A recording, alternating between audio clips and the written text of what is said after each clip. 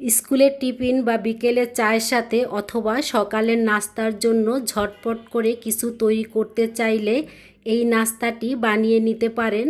মাত্র 10 মিনিট সময় যদি হাতে থাকে তাহলেই আপনি এই মজাদার নাস্তাটি তৈরি করে নিতে পারেন। মুখরোচক এই নাস্তাটি খেতে অনেক বেশি মজা লাগে। যাকে খাওয়াবেন সে এই নাস্তার প্রশংসা করতে বাধ্য হবে, এতটাই মুখরোচক এবং খেতে হয় অনেক বেশি চটপটা। রেসিপিটি তৈরি করার জন্য এখানে আমি আলু নিয়েছি।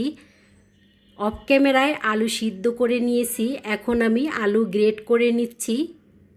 আপনারা চাইলে ম্যাশার দিয়ে ম্যাশ করেও নিতে পারেন। তা এভাবে যদি আলুটা গ্রেট করে নেওয়া হয় সেক্ষেত্রে আলুর ভিতরে দানা দানা থাকবে না, আলুটা ভিতর থেকে একদম মসৃণ হবে।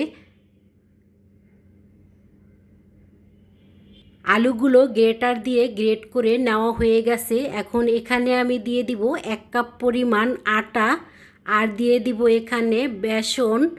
অফ ক্যামেরায় আমি শুকনা খোলায় এই বেসন টেলে নিয়েছি, এতে করে বেসনের কাঁচা গন্ধটা চলে যায় আর ভাজা ভাজা খুব সুন্দর একটা ফ্লেভার আসে।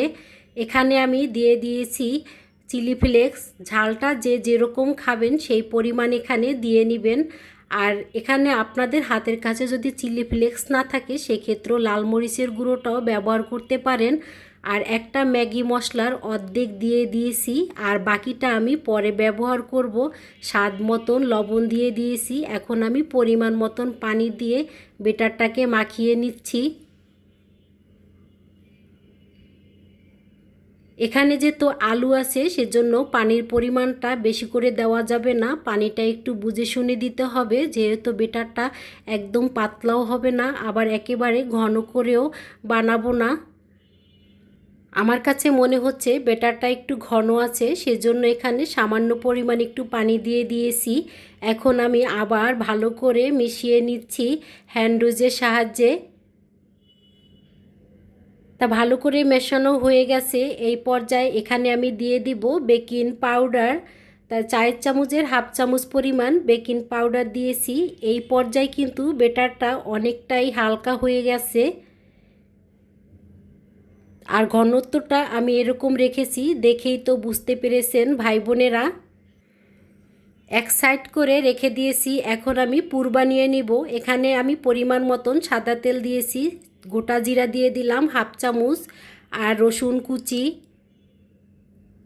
প্রায় 30 থেকে 40 সেকেন্ডের মতন আমি ভেজে নিচ্ছি। খুব সুন্দর একটা গন্ধ এসেছে এই পর্যায়ে। এখন এখানে আমি দিয়ে দিচ্ছি পেঁয়াজ কুচি। প্রায় হাফ কাপ পরিমাণ পেঁয়াজ কুচি এখানে আমি দিয়ে দিলাম। পেঁয়াজটা যখন হালকা মজে আসবে ওই পর্যায়ে এখানে আমি এক এক করে সব উপকরণগুলো দিয়ে দিব। যে সকল ভাই বোনেরা ভিডিওটা দেখতে দেখতে এই পর্যায়ে চলে আসছেন, প্লিজ ভাই বোনেরা একটা লাইক দিয়ে পুরো ভিডিওর সাথে থাকবেন। আশা করি আজকের রেসিপিটি আপনাদের কাছে অনেক বেশি ভালো লাগবে। এখানে মাঝারি সাইজের একটা গাজর আমি কুচিয়ে দিয়েছি আর দিয়ে দিলাম টমেটো কুচি। 2 থেকে 3টা কাঁচামরিচ কুচি দিয়ে দিলাম, এতে করে খুব সুন্দর একটা কাঁচামরিচের ফ্লেভারও পাওয়া যাবে আবার ঝালও হবে। ম্যাগি মশলার অর্ধেকটা ব্যাটারে দিয়ে দিয়েছি আর বাকি অর্ধেকটা এখন আমি এই পুরে দিয়ে দিয়েছি। আপনাদের হাতের কাছে যদি ম্যাগি মশলা না থাকে সেক্ষেত্রে এখানে গরম মশলার গুঁড়ো পরিমাণ অনুযায়ী এখানে দিয়ে দিতে পারেন। আর ঝালের জন্য এখানে আমি চিলি ফ্লেক্স দিয়ে দিলাম সামান্য পরিমাণ, স্বাদ মতন লবণ দিয়ে দিচ্ছি।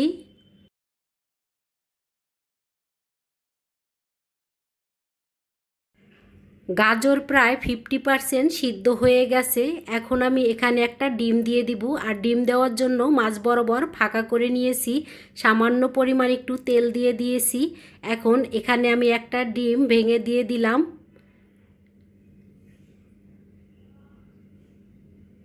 প্রায় 1 মিনিটের মতন এভাবে আমি রেখে দিয়েছি। ডিমটা যখন ভিতর থেকে একটু শক্ত হয়ে আসছে ওই পর্যায়ে এখন আমি নেড়ে চেড়ে নিচ্ছি। আগের থেকে যদি কাটাকাটি করে সব কিছু গুছিয়ে রেখে দেন দেখবেন নাস্তাটি তৈরি করতে 10 মিনিটের বেশি সময় লাগবে না। ডিম তেলের সাথে খুব সুন্দরভাবে ভাজা হয়ে গেছে। এখন আমি সবজির সাথে মিশিয়ে নিচ্ছি।